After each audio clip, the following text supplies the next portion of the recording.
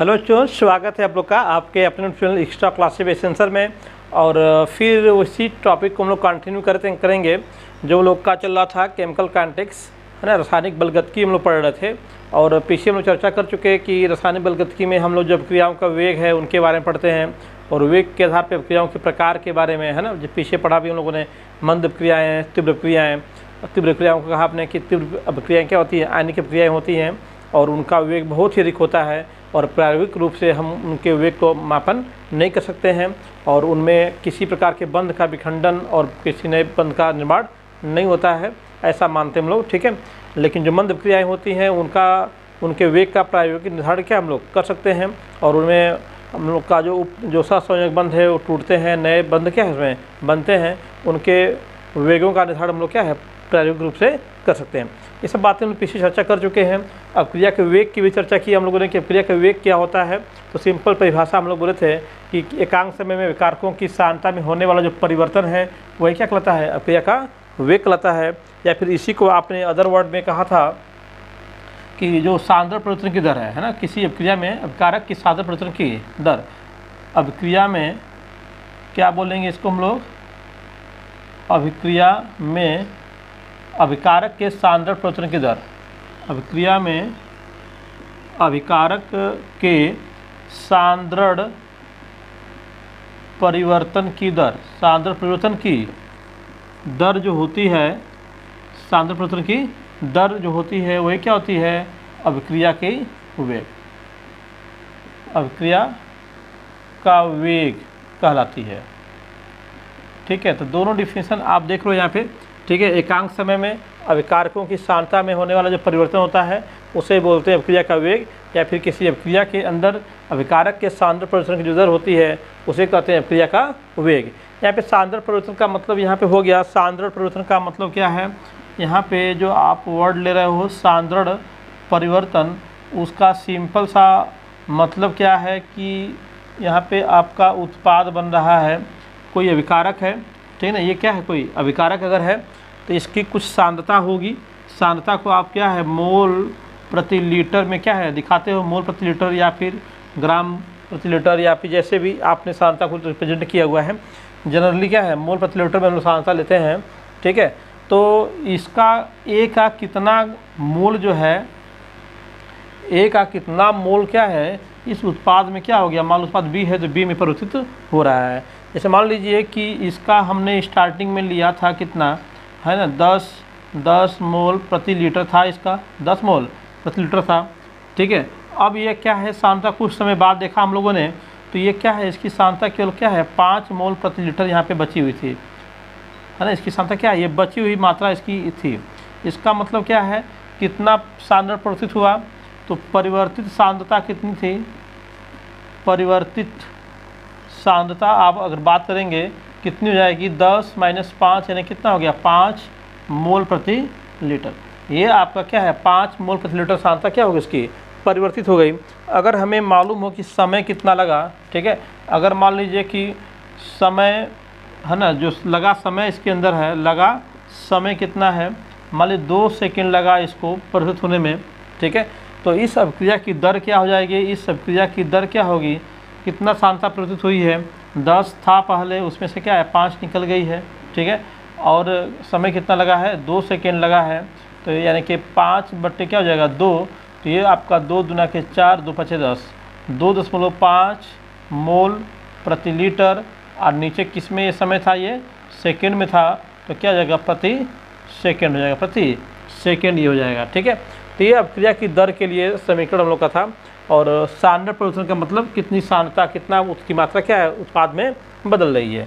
तो सिंपल सा उसका लिखा था आपने dx/dt फार्मूला था अभिक्रिया के वेग का, ठीक है। v = dx/dt, या फिर इसी को r = बोला था आपने dx/dt, कहीं कहीं आप इसको dr/dt के रूप में भी लिखते हैं।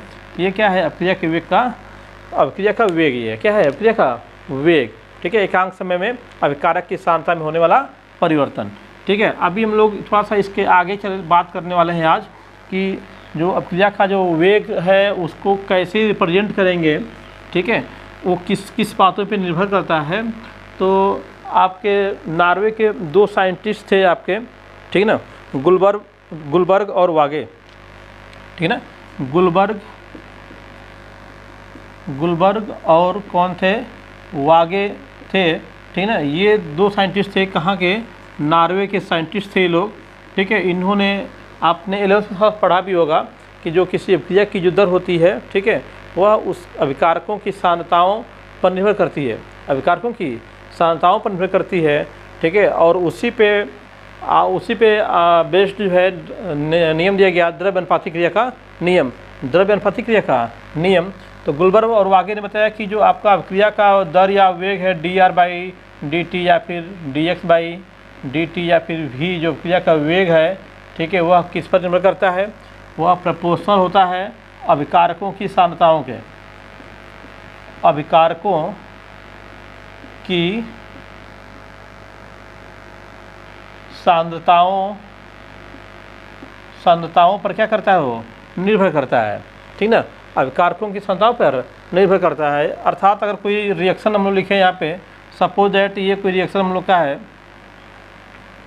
N1A + N2B, और यहाँ पे क्या है C + D हम लोग को मिल रहा है, यहाँ पे C + D के प्रोडक्ट मिल रहा है।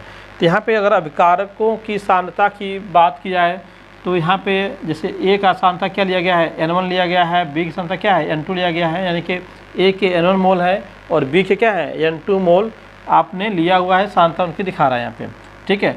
आप सक्रिय द्रव्यमान की भी बात किए हो 11th में।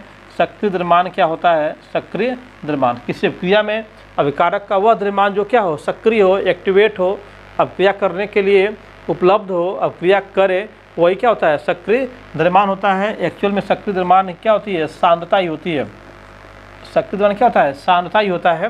किसी भी अभिकारक की वह मात्रा, वे मॉलिक्यूल्स है ना, वह सांद्रण जो क्या है अभिक्रिया में भाग लेता है, अभिक्रिया में उत्पाद बनाने का कारण बनता है, उसको बोलते हैं हम लोग क्या चीज़, सक्रिय द्रव्यमान।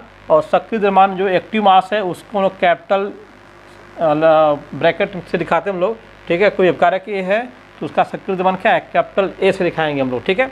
जैसे यहाँ पे हम लोग का अभिकारक क्या है, ए है, तो ए का एक्टिव मास क्या होगा, एक्टिव मास रिप्रेजेंट करने का तरीका ए होगा, ठीक है, एक्टिव मास ऑफ ए। और बी के लिए उसी प्रकार से एक्टिव मास ऑफ बी से इसको रिप्रेजेंट करेंगे, ठीक है। अब क्या है, इस सक्रिय द्रव्यमान में कितने N1 मोल है, ठीक है, N1 मोल अगर भाग ले रहे हैं तो इसके पावर क्या होगा, N1 हो जाएगा। और यहाँ पे क्या है, अगर एक्टिव मास ऑफ बी है तो इसके पावर क्या होगा, N2 हो जाएगा हम लोग का, ठीक है। तो जितने मोल उसके भाग ले रहे हो, अगर मान लीजिए पूरे मॉलिक्यूल्स उसमें भाग नहीं ले रहे हैं तो active mass of A to the power मान लो कोई x है, ऐसे active mass of B to the power क्या मान लेते हैं, y मान लेते हैं, ठीक है। अब यहाँ पे x क्या हो सकता है, x less than equal to आपका क्या हो जाएगा, N1 हो जाएगा, and y less than equal to क्या हो जाएगा, N2 हो सकता है। मतलब x क्या है, N1 के बराबर भी सकता है और N1 से छोटा भी सकता है। वैसे y क्या है, N1 से छोटा हो सकता है या फिर N1 के बराबर भी हो सकता है, ठीक है। अब तो डिपेंड करेगा कि N1 के कितने सांद्रण जो है वो अभिक्रिया में भाग ले रहे हैं, ठीक है। तो ये किसी रिएक्शन को देख करके हम नहीं बता सकते हैं कि किसी भी अभिकारक का कितना सांद्रण परिवर्तन हो रहा है। ये प्रायोगिक बात है, जब प्रैक्टिकल करेंगे, प्रयोग द्वारा देखेंगे तो ही बता पाएंगे कि ए के कितने सांद्रण में परिवर्तन हो रहा है और उत्पाद कितना बन रहा है। तो सांद्रण परिवर्तन हम लोग को देखना है तो प्रायोगिक रूप से ही हम लोग देख सकते हैं, ठीक है। तो जो द्रव्य अनुपाती क्रिया की नियम की बात हम लोग कर रहे थे, द्रव्य अनुपाती क्रिया का नियम क्या बोलता है, किसी अभिक्रिया का जो वेग होता है, ठीक है, वह उसके अभिकारकों की सांद्रताओं के गुणनफल के समानुपाती होता है। तो मान लीजिए कि कोई अभिक्रिया है, इसका जो वेग है, इस अभिक्रिया का वेग को हम लोगों ने क्या dx/dt से या फिर आपने v कर तो v से रिप्रेजेंट कर रहे हो, ठीक है। इसको अभी बताएंगे r से भी रिप्रेजेंट कर सकते हैं। तो r इक्वल टू क्या हो जाएगा हम लोग का, इक्वल मत लगाइए क्योंकि उस पर निर्भर करता है, तो प्रोपोर्शनल हो जाएगा, r proportional to active mass of a to the power N1 into active mass of b to the power क्या हो जाएगा, N2 हो जाएगा, ठीक है। अगर a के N1 मोल्स भाग ले रहे होंगे, b के N2 मोल भाग ले रहे होंगे क्रिया में, तो उस टाइम हम लोग का रेट ऑफ रिएक्शन क्या हो जाएगा, ये हो जाएगा हम लोग का r proportional to active mass a to the power N1 और active mass b to the power N2। किससे हुआ, ये द्रव्य अनुपाती क्रिया के नियम से, द्रव्य अनुपाती क्रिया के नियम से। ठीक है, किसने दिया? गुलबर्ग और वागे ने। ठीक है ना, समझ में आई बात? तो ये हम लोग का क्या हो गया, ये इक्वेशन बन के निकल के आ रहा है हम लोग का एक। इसी इक्वेशन में बोलते हैं हम लोग वेग समीकरण। क्या बोलेंगे? वेग समीकरण। लेकिन जब समीकरण की बात कर रहे हैं तो समीकरण हम लोग का क्या होना चाहिए? इक्वल में आना चाहिए। ठीक है, इक्वल में आना चाहिए।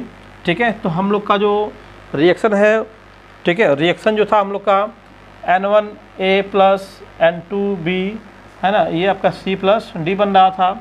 आपका dx/dt या फिर v इक्वल टू आपका एक प्रोपोर्शनल लगाना, proportional active mass of a to the power n1 active mass of b to the power n2, या फिर v इक्वल करोगे आप तो प्रोपोर्शनल हटेगा तो कोई कांस्टेंट लगाना पड़ेगा हम लोग को, k लगा दिया यहाँ पे, तो active mass of a to the power n1 या फिर into active mass of b to the power n2 हो जाएगा, n2। ठीक है, तो ये हम लोग का जो निकल के आ रहा है, इसी को बोलते हैं हम लोग क्या चीज़, अभिक्रिया का दर समीकरण या अभिक्रिया का वेग समीकरण या अभिक्रिया का वेग नियम।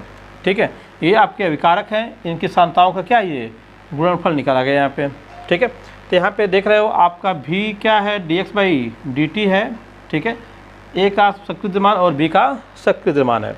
ठीक है, k को क्या बोलेंगे, क्या है, इसको बोलते हैं वेग स्थिरांक। क्या बोलते हैं? सिंपल इसको स्थिरांक बोल सकते हैं।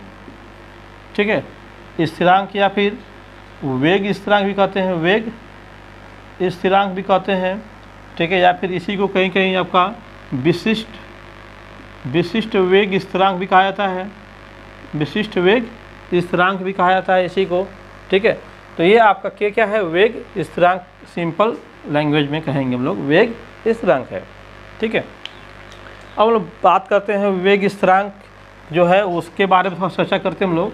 ये आपका तो हो गया वेग समीकरण, वेग का जो नियम है, अभिक्रिया का दर समीकरण। ठीक है, अभी इस दर समीकरण को जैसे अभी बताया मैंने कि इसी दर समीकरण को हम लोग ऐसे भी लिख सकते हैं क्या, v equal to k active mass of a to the power x into b active mass of b to the power क्या हो जाएगा, y। ठीक है ना, अभी समझाया मैंने आपको कि यहाँ पे जो आपका x y है, x is less than equal to n1 and y is less than equal to n2 हो सकता है। ठीक है, यहाँ पे ये आपका एक्स वाई का वैल्यू हो सकता है यहाँ पे।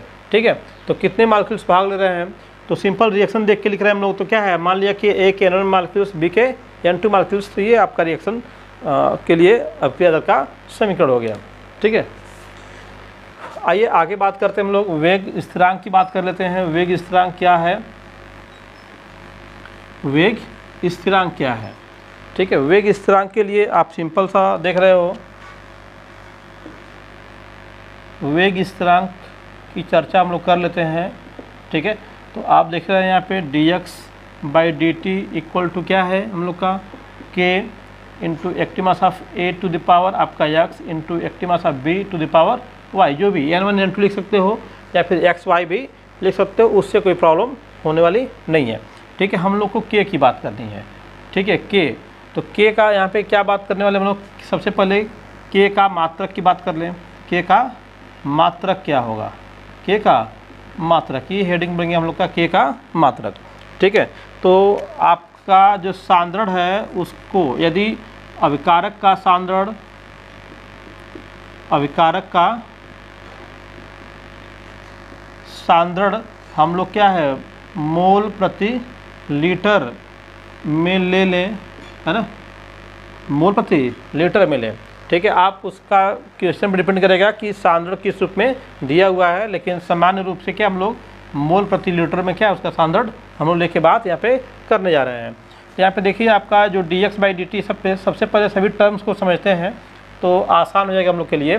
सबसे पहले क्या है, dx/dt है, तो ये जो चीज़ है ये क्या है, ये क्या है, सांद्रता है, परिवर्तित सांद्रता कर सकते हो, परिवर्तित सांद्रता है। ठीक है, और नीचे क्या है आपका समय है कि नहीं, तो सांद्रता की मात्रा क्या बताया अभी आपने, मोल प्रति लीटर कर दिया। ठीक है, और समय का मात्रक क्या होता है जानते हैं, ये सेकंड होता है। समय का मात्रक क्या होता है, सेकंड। तो ये आपका पहला टर्म एक्सप्लेन हुआ। दूसरा टर्म इसमें क्या आ रहा है आप देख लो, आपका क्या है यहाँ पे, active mass of a to the power n1 या फिर x है, ठीक है, जो भी ले लो आप, x लिए हो तो x लिख लो, नो प्रॉब्लम। यहाँ पे क्या हो गया, x हो गया मान लो, ठीक है। तो ये एक्टिव मास ऑफ ए क्या है, ये भी तो सांद्रता ही है, ये भी क्या है, सांद्रता है, और सांद्रता के पर क्या है यहाँ पे x लगा हुआ है, ठीक है। यानी इसका मात्रक क्या हो जाएगा, इसका मात्रक भी क्या होगा, मोल प्रति लीटर टू द पावर क्या होगा, x हो जाएगा। ऐसे ही active mass of b to the power y लिए हो तो इसका मात्रक ये भी क्या है, सांद्रता को दिखा रहा है, तो सांद्रता टू द पावर क्या है y, तो इसका मात्रक क्या हो जाएगा हम लोग का, क्या हो जाएगा, मोल प्रति लीटर और टू द पावर क्या हो जाएगा y, ठीक है। अब हम लोग क्या है सिंपल इसमें अगर मान रखें हम लोग क्या चीज़, यहाँ पे देख लो dx/dt के लिए, यहाँ पे dx/dt के लिए मान रखेंगे हम लोग, तो क्या हो जाएगा यहाँ पे मोल प्रति लीटर प्रति सेकेंड हो जाएगा, ध्यान दीजिएगा, मोल प्रति लीटर, और नीचे क्या होगा यहाँ पे सेकेंड होगा। अब इस सभी वैल्यू को पुट करते हैं हम लोग, यहाँ पे क्या हम लोग का k हो गया। अब एक्टिव मास ऑफ ए का जो है मान आपने क्या निकाला हुआ है, ठीक है, मोल प्रति लीटर, ये भी क्या है आपका यहाँ पे हो गया मोल प्रति लीटर हो गया, और लेकिन इसके पावर क्या है x है, ध्यान दीजिएगा। ऐसे ही active mass of B to the power y भी क्या है, सांद्रता को रिप्रेजेंट कर रहा है, और इसका मात्रक क्या बन रहा है, मोल प्रति लीटर पे y बन रहा है। तो यहाँ पे क्या हो गया, मोल प्रति लीटर टू द पावर क्या हो गया, y हो गया, ठीक है। अब ध्यान दीजिएगा, देखो अगर इसको घातांकों के नियम से देखें तो ये क्या है, आधार है, ये क्या है, घातें हैं, ठीक है ना। तो आप जानते ही हो अगर आधार बराबर होता है तो घातें क्या होती हैं, जुड़ जाती हैं गुणा के रूप में। जैसे a टू द पावर 2 है, फिर a टू द पावर क्या है 3 है ना, तो आधार क्या है, बराबर है, तो a टू द पावर क्या होगा 2 + 3, यानी कि a टू द पावर क्या हो जाएगा 5 हो जाएगा, ठीक है। ये समझ में आया आपको, ठीक है। तो आधार बराबर होगा तो गुणा रहेगा तो क्या होगा, घातें जुड़ जाएंगी।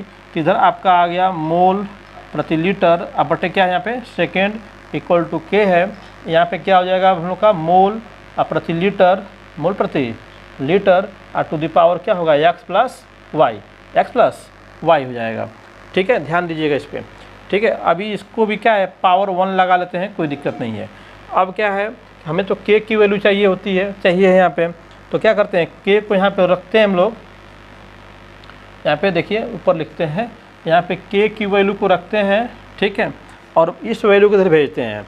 तो इधर क्या होगा, पहले से ही आपका क्या है मोल प्रति लीटर है ना, मोल प्रति लीटर, अब बटे में क्या है सेकेंड है, बटे में क्या है सेकेंड, इसके पावर कितना है 1 है, पावर में 1 है इसका, ठीक है। ये आएगा तो नीचे आ जाएगा इसके, तो बटे में क्या हो जाएगा, यहाँ पे हो जाएगा मोल प्रति क्या हो जाएगा लीटर, मोल प्रति लीटर, और टू द पावर क्या होगा x प्लस y होगा, ठीक है। अब देखो एक चीज़ और पढ़ेगा आप लोग, अगर कहीं a टू द पावर 5 नीचे है, ऊपर ले जाओगे तो क्या होगा a टू द पावर -5 हो जाएगा, है ना। हर को जब अंश ले आते हैं तो पावर क्या होता है माइनस हो जाता है, तो अगर हम इसको ऊपर ले जाएंगे तो पावर क्या होगा इसका माइनस हो जाएगा। तो आपका k इक्वल टू क्या होगा मोल प्रति लीटर, अब बटे में क्या होगा सेकेंड, और इसके पावर कितना है 1, इनटू ये जब ऊपर जाएगा तो क्या हो जाएगा, ध्यान दीजिएगा, मोल प्रति लीटर, ठीक है ना, मोल प्रति लीटर, और टू द पावर क्या हो जाएगा यहाँ पे -x प्लस y हो जाएगा, ठीक है। अब देखिए ध्यान से, अब हम ये जो सेकेंड है इसको अलग करने जा रहे हैं, तो k इक्वल टू क्या है, k इक्वल टू यहाँ पे बचेगा आपका मोल प्रति litre to the power 1, into क्या है मोल प्रति लीटर टू द पावर क्या है -x प्लस y, ये जो नीचे सेकेंड था ये भी ऊपर जाएगा, तो सेकेंड पे -1 पावर यहाँ पे प्लस में है, ऊपर जाके क्या होगा सेकेंड पे -1 पावर लग जाएगा हम लोग का, ठीक है। तो अब यहाँ पे देखो फिर यहाँ पे क्या हो गया, दोनों का आधार बराबर है, तो फिर क्या होगी घातें क्या होंगी जुड़ जाएंगी। तो आपका k इक्वल टू क्या हो जाएगा, आपका हो जाएगा मोल प्रति लीटर, और टू द पावर 1 में जोड़ोगे इसको तो 1 आप माइनस है, ठीक है ना, हमको जोड़ना था लेकिन किसको x प्लस y को, तो प्लस माइनस क्या हो जाएगा -1 माइनस x प्लस y हो जाएगा, तो 1 माइनस x प्लस y हो जाएगा, और इनटू में क्या है यहाँ पे सेकेंड पे -1 है, ठीक है। तो ये आपका k का मात्रक निकल के आ रहा है, ठीक है। यहाँ पे जो अभिकारक के सांद्रताओं की जो घातें हैं उनको बोलते हैं कोटि, ठीक है। अगर हम लोग मान लेते हैं x प्लस वाई बराबर क्या है n है, यदि x प्लस वाई बराबर n, इसको बोलते हैं अभिक्रिया की कोटि। क्या बोलते हैं? अभिक्रिया की कोटि कहते हैं। अभी आगे हम लोग पढ़ेंगे अभिक्रिया की कोटि के बारे में। फिलहाल ठीक है, इसी पे हम लोग समझते हैं। x + y = क्या है? n है। ठीक है, तो हम लोग का जो k की वैल्यू आएगी, k का मात्रक आएगा, क्या आएगा? मोल, ठीक है, प्रति लीटर टू द पावर क्या होगा? 1 - n, ठीक है, इंटू सेकेंड इनवर्स हो जाएगा। ठीक है, अब इसको आप अलग अलग तरीके से अपना विस्तार करके लिख सकते हो, फार्मूले को विस्तार करके भी लिख सकते हो। ठीक है, आइए देखते हैं क्या विस्तार हो जाएगा इसका। ठीक है, आप समझ गए होंगे बिल्कुल सिंपल जो वेग समीकरण था। वेग समीकरण में हम लोगों ने क्या किया? सभी जो टर्म्स थे, 3 टर्म्स थे, तीनों टर्म्स की जो वैल्यू है यहाँ पे पुट किया है, थोड़ा सा कैलकुलेशन किया है तो निकल के आया।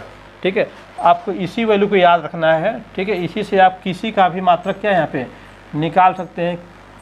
जो k वेग स्थिरांक है अलग अलग क्रियाओं के लिए क्या होता है? अलग अलग होता है। जैसे प्रथम कोटि की अभिक्रिया का मात्रक प्रथम कोटि की अभिक्रिया के लिए k का मात्रक अलग होगा, शून्य कोटि की अभिक्रिया के लिए k का मात्रक क्या होगा? अलग होगा। द्वितीय कोटि की अभिक्रिया के लिए k का मात्रक क्या होगा? अलग होगा। ठीक है ना। तो यहाँ पे हम लोग का जो निकल के आया है k = ठीक है, इसको थोड़ा सा और सॉल्व करना चाहो तो कर सकते हो।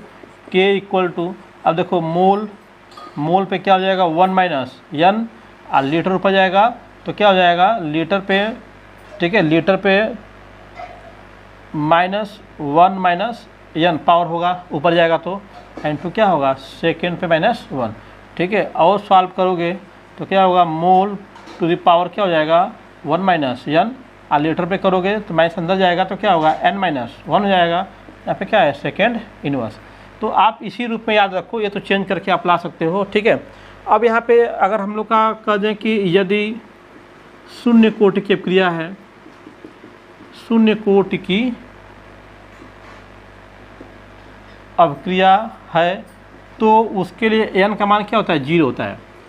तो n बराबर क्या होगा? 0। शून्य कोटि की अभिक्रिया के लिए n का वैल्यू क्या हो जाएगी? 0 हो जाएगी। तो क्या हो जाएगा? k का मात्रक, k का मात्रक क्या हो जाएगा? k का मात्रक निकाल लो। अब यहाँ पे k = देखो आपका n = 0 हो गया, तो 0 कर दोगे आप तो क्या हो जाएगा? मोल पे एक पावर बचेगा, केवल मोल होगा। यहाँ पे 0 - 1 करोगे तो क्या होगा? लीटर पे -1 हो जाएगा। ठीक है, सेकेंड में कहीं n है ही नहीं तो सेकेंड -1, यानी कि इसको कह सकते हो शून्य कोटि की अभिक्रिया का मात्रक क्या हो गया? मोल प्रति लीटर प्रति सेकेंड। क्या हो गया? मोल प्रति लीटर आप प्रति क्या हो गया? सेकेंड हो गया, प्रति सेकेंड हो गया। ठीक है ना। इसी को आप मोल बाई लीटर इंटू सेकेंड भी कर सकते हैं। ठीक है ना, ये आपका मात्रक निकल के आ जाएगा। किसके लिए? शून्य कोटि की अभिक्रिया के लिए। अभी इसको हम लोग क्या है, अगर प्रथम कोटि की अभिक्रिया के लिए बात कर लें, किसके लिए? प्रथम कोटि की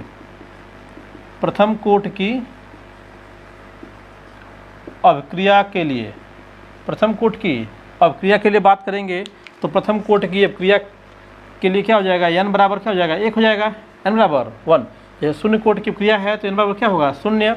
ठीक है, अभी हम उसके बारे में डिटेल पढ़ेंगे हम लोग कि अभिक्रिया कोटि क्या होती है और कैसे रिप्रेजेंट करते हैं। ठीक है, फिलहाल यहाँ पे इतना जानिए कि प्रथम कोटि की अभिक्रिया के लिए जो विकारकों के सांद्रताओं का जो घातों का गुणनफल है, घातों का एकफल है वो कितना है? अगर 0 है तो शून्य कोटि की अभिक्रिया, अगर सांद्रताओं की घातों का एकफल 1 है तो प्रथम कोटि की अभिक्रिया, है ना। तो n बराबर 1 हो जाएगा तो k का मात्रक क्या होगा? k का मात्रक क्या हो जाएगा? देखो यहाँ पे k का मात्रक, अब n बराबर क्या हो गया? 1 हो गया है। तो मोल प्रति लीटर टू द पावर क्या होगा? 1 - 1 हो जाएगा यहाँ पे, 1 - 1। ठीक है, इंटू क्या हो जाएगा? सेकेंड इनवर्स हो जाएगा। अब 1 - 1 क्या होगा? 0। तो आपका मोल प्रति लीटर टू द पावर क्या हो गया? 0। यहाँ पे क्या हो गया? Second inverse. किसी का पावर 0 मतलब क्या होता है? 1 होता है। तो क्या बचेगा यहाँ पे? Second inverse. तो प्रथम कोटि की अभिक्रिया के लिए k का मात्रक क्या होगा? सेकेंड इनवर्स हो जाएगा, सेकेंड इनवर्स। ऐसे द्वितीय कोटि की अभिक्रिया के लिए निकालना होगा तो आपका n बराबर क्या रखोगे? n बराबर 2 रखोगे। n बराबर 2 के लिए क्या हो जाएगा? n बराबर 2 के लिए जब यहाँ पे 2 रखोगे तो 1 में से 2 घटेगा, -1 बचेगा। तो आपका k = क्या होगा? मोल प्रति litre to the power -1 into क्या होगा? Second inverse.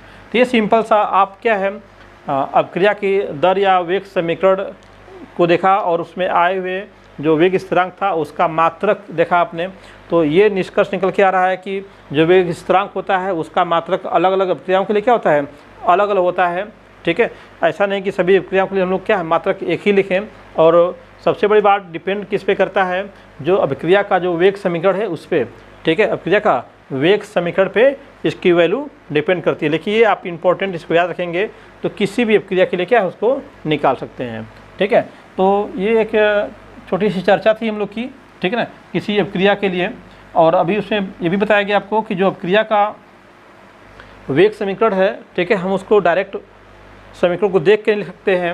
अभिक्रिया का वेग समीकरण हमेशा क्या है, प्रायोगिक रूप से ही क्या है निर्धारित होता है। ठीक है, तो अभिक्रिया का वेग समीकरण लिखने के बाद ही हम लोग क्या है लिख पाएंगे। ठीक है, तो आपका जो dx/dt equal to k active mass of a to the power n1 into active mass of b to the power n2 था। इसके लिए अभिक्रिया क्या थी, n1a plus n2b arrow mark c plus d, इस प्रकार से कोई अभिक्रिया थी। ठीक है, तो इस प्रकार की अभिक्रिया में आपने कहा कि जो एक्टिव मास ऑफ a है उसको x ले सकते हो, b ले सकते हो, ये y ले सकते हो। अब ये डिपेंड कर रहा है कि x लेंगे कि n1 लेंगे, y लेंगे कि n2 लेंगे, वो प्रयोग पर, किस पे, ये प्रायोगिक मान है। कैसा है, प्रायोगिक मान है, आप इसको डायरेक्ट नहीं ले सकते हो। ठीक है ना, प्रायोगिक मान में जैसा रहेगा उसके अकॉर्डिंग हम लेंगे इसको। ठीक है ना, तो ये आपका छोटी सी चर्चा थी। आई थिंक आपको समझ में आया होगा। मात्रक निकालना भी सीख गए होंगे, कभी मात्रक इसका निकालना हो निकाल सकते हो। अगर ये आपको याद रहेगा तो इससे किसी भी मात्रक को आप फाइंड आउट कर सकते हैं किसी अभिक्रिया के लिए। ठीक है दोस्तों, धन्यवाद।